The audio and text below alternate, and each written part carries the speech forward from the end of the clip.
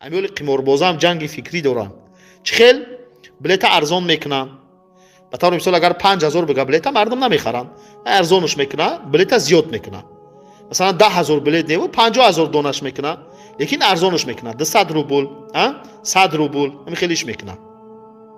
بله مثلا نرخ یاد بلیت برای تو 100 روبل روسیه، 100 روبل 200 روبلش میکنه.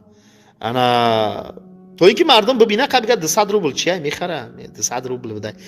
یاد شدیدم 130 روبل کرده است تو. 130 روبلش کرده است.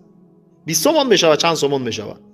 خیلی مهاجر در آسیا میبینه 130 روبل میگه پول یاد نمیفهم دشیره که یا یگان چیزی اندک خیلی میخرم، میگه میخره.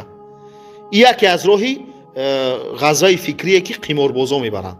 دویمش این که بسیار کلمه الله استفاده میبرند. ان شاء الله، الحمدلله، در حق ما دعا کنین.